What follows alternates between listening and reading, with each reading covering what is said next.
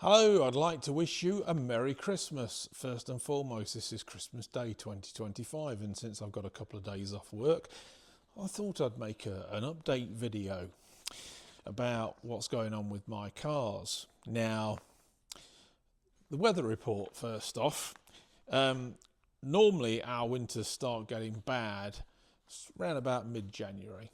We start getting snow, we start getting a lot of intense cold. And when I say intense cold, daytime highs of like -10, -12, -15, that kind of thing. And that tends to sort of run into February. This year, it started just after Thanksgiving. We've already had 10, 15 inches of snow on the ground. I've had to plough twice, and we have had some brutal temperatures already. So I winterized the cars early.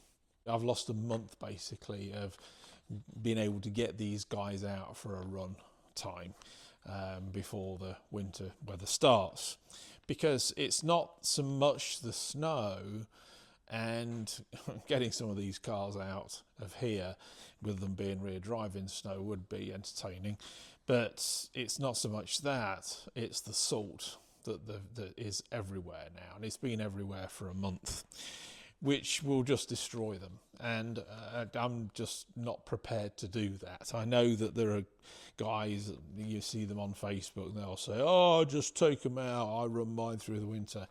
Not here. You don't really want to do that, because if you're just asking for trouble, then it will cost you a fortune. And I really don't want these guys to end up in a breaker's yard, so they don't go out when the roads are salty. So I'm waiting for some spring-like heavy rain to wash that salt away, and that's probably not going to take place until April. So we'll just see. February apparently is supposed to be milder than normal. We'll see. I don't buy anything until I see it.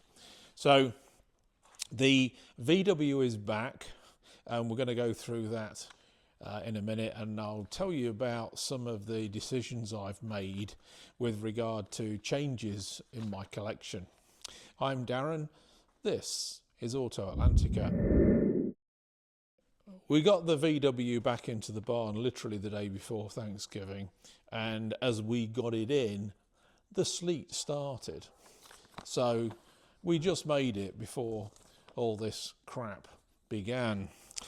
And believe me, it's just not been good. The last week or so has improved. It's got milder, and we've lost a lot of the snow, but it's supposed to get much colder again from Monday. So I'm not going to jump up and down and take the opportunity to get these guys out when even tomorrow we're due to get freezing rain. So, you know, what's the point?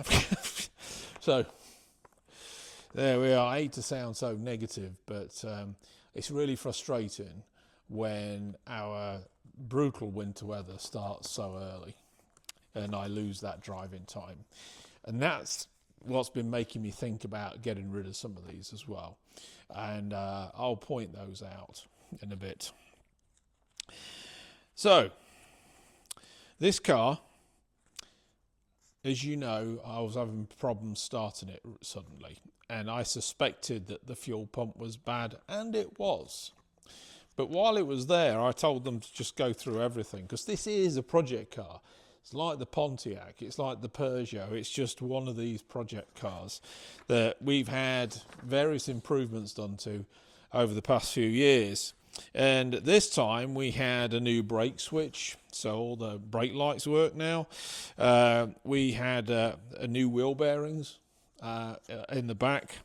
We had new suspension shocks and coils in the back as well. The coils were actually broken on both sides.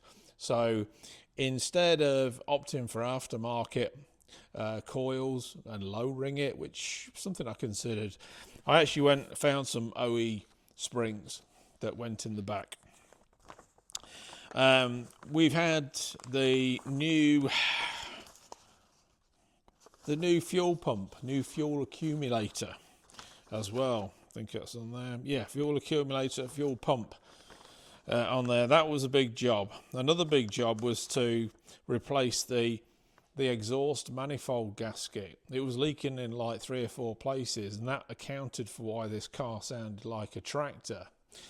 It sounds much better now, and it's improved the performance a little bit as well.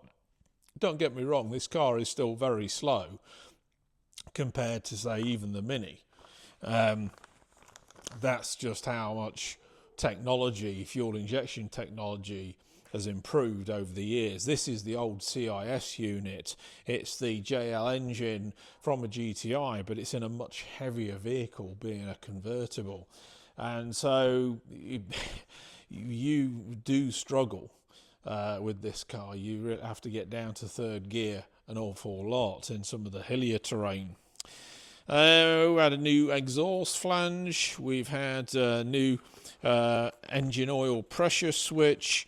The passenger window regulator has been fixed because it wasn't going up all the way and it was leaking. The starter motor was replaced as well, and that's pretty much all of it. But anyway, it was away for about a month. It's had all that work done to it, and it's much better for it as well. Now, I think this is one car that will go, though. I want to get some use out of it this year, so it may not be until 2027 when this car disappears. But there's a few in here that are going to go. So my 2001 BMW 740i, the ignition switch has gone in this again. Now, I had this replaced 5 years ago, and it's a constant problem with this car. It's had several aftermarket switches, and I think that's the problem. I do have some OE second-hand switches to go in, which should improve the situation. But to be honest with you, I'm sort of fed up with the electrical issues that I've had with this thing, and I've considered it over and over, and I've come to the conclusion that at some point in 2026, I'm going to sell this car. It will be a wrench because I've had it for 17 years. And it's a beautiful car. It's a very, very unusual specification. But I think it's just time. And I've considered doing other things, cosmetic things, getting some M-parallel wheels and things like that for it. It's a lovely car to drive, but I'm just at that stage, especially with it's got through several starter motors, it's got through 3 ignition switches as well, and I dare say it's probably because it doesn't get used that much. I don't have ignition switch problems with anything else, so it's time. Choice of replacements would be a Jaguar X358 or a beautiful last of the line R107 560SL, or the very first AMG ever made, the C36. The Mercedes 230e from 1977, that's going to stay in the collection. I love this thing. 2002 BMW R50 Mini. This is one of the first that came to the United States. This was registered in May of 2002, so only a couple of months after they started coming in. And that makes it quite special because there's very, very few R50s running around, especially these base Coopers. And this has got quite an interesting spec on it as well, so it's worth keeping. It's quite special to me. And what it does need is the front and rear subframes are a little bit rusty. They're not at the point where they're going to fall out, but I want to get them treated properly before they do get any worse. The only other thing it needs is it's got a small power steering leak, and it'll be completely good. So my 1990 Jaguar XJ Vandenpla Majestic. It's going to have some brake work done in the spring, and we're going to have some hopefully original or close to original fog lights put on, because it's been missing them, and they were taken off by the previous owner for whatever reason, and we're going to have some put on. So looking forward to that. This is a keeper. This XJS is also a keeper as well. We've had a fair bit of mechanical work done to this. It's now running superbly and really does need for very little. What it does need is quite a bit of cosmetic work, and if you watch my video on this last year, you'll know the cosmetic work that needs. So we will get there. When, I've no idea. This is a 1994 model, by the way. My 1989 Merkur Scorpio is staying. I love this car. Very, very few of these left, and especially in this condition. And I just love the car, and it kind of sort of exudes what my collection is all about. So does this Peugeot 505 Turbo from 1986. This is a project. It needs new brakes, it needs new fuel.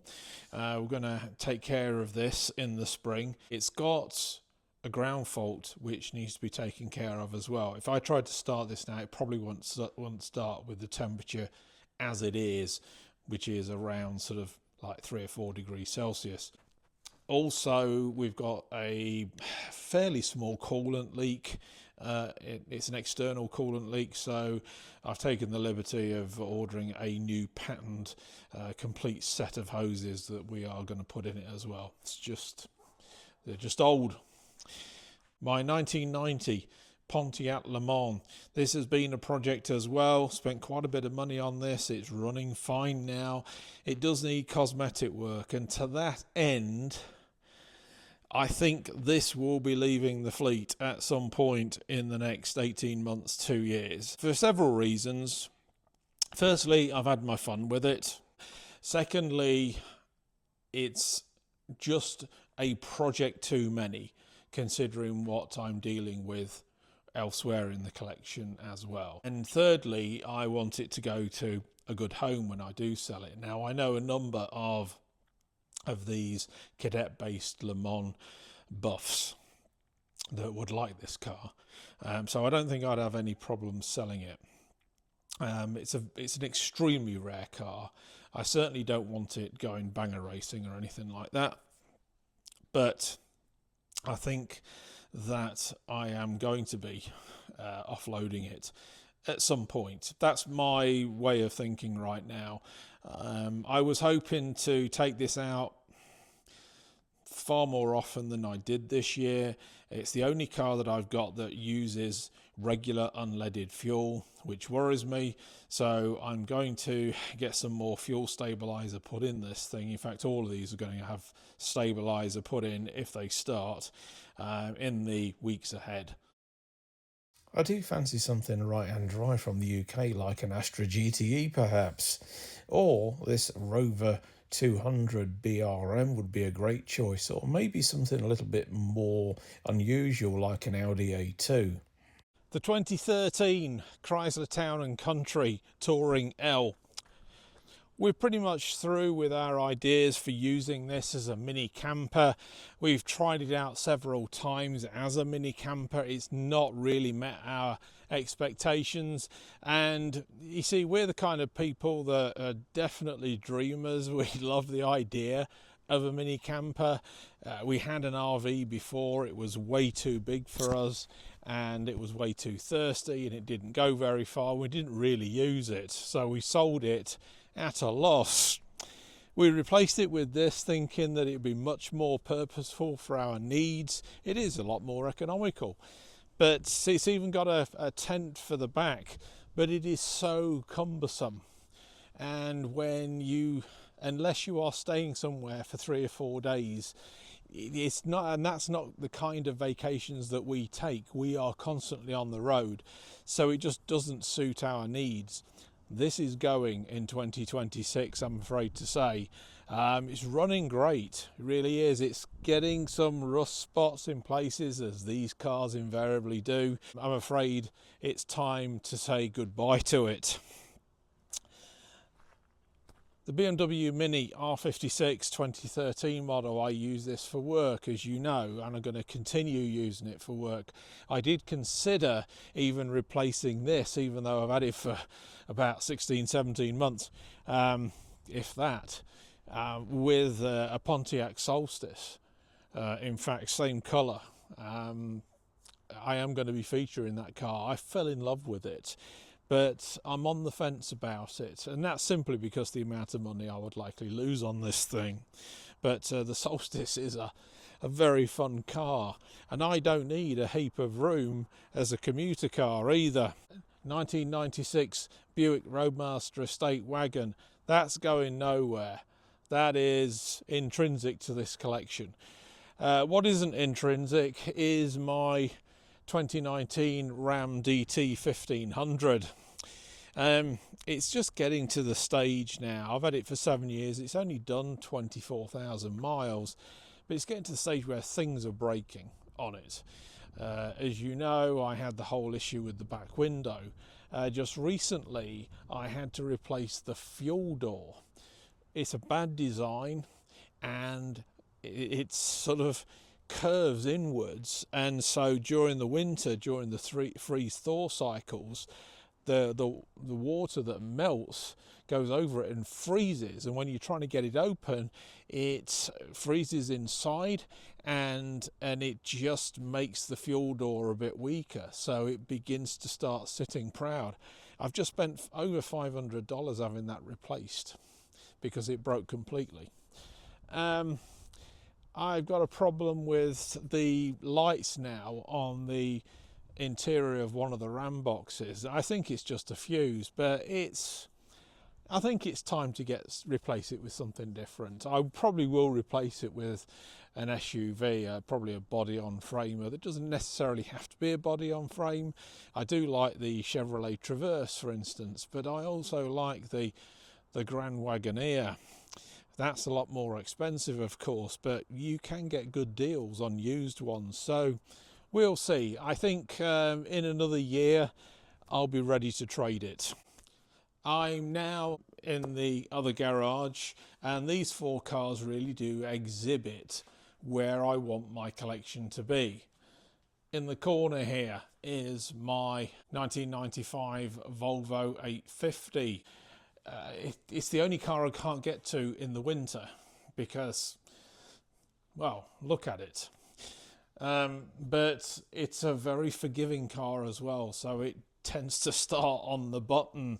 If we have any dry days over the winter and I can get these out, that's coming out. I'm going to take it up to Drennan's to have them go through it in the same way that I've just had my VW looked at in detail, because there are things that need doing to it. And to be perfectly honest with you, I can't fancy dailying this over the summer, for instance, for a while. We'll see. My 2022 Chevrolet Camaro, I've just had some really nice fascia improvements done on this thing, including a new lower grille. I've got an illuminated front badge on it as well, and that's what this is. It's kind of like a personal a statement of cosmetic improvements, this thing. So we're carrying on with that, and I've got some new Morimoto LED side markers to go on it as well. 2013 Fiat 500 Abarth, there's nothing wrong with it. Again, it's only done 1600 miles. I'd like to get it PPF'd so I can take it further afield. Same with the Camaro as well, but you know, it's all money. And then finally the 2003 Jaguar S-Type R. There's nothing wrong with it at the moment. It's got a couple of minor cosmetic things that we want to get fixed in 2026, including finally that new leaper for the hood emblem. So that's really it. One final car, of course, is a car that's been off-site now for quite some time, and that's my 1985 Jaguar XJ Sovereign. I'm not going to talk much about that now. It is staying in the collection, and the final tranche of work is being performed on it. But I'm going to go out to Boffo's where it is and get a video done on it in the coming weeks, so I can actually provide you guys with an update video. I do have people that are asking about that car, and I'll give you a full update on what it's had done to it and what it's having done to it. So this is just a quick video just to go around the cars just while they are sitting in the winter and the roads are covered in salt. So that's it from me. I'm Darren, and this is Auto Atlantica.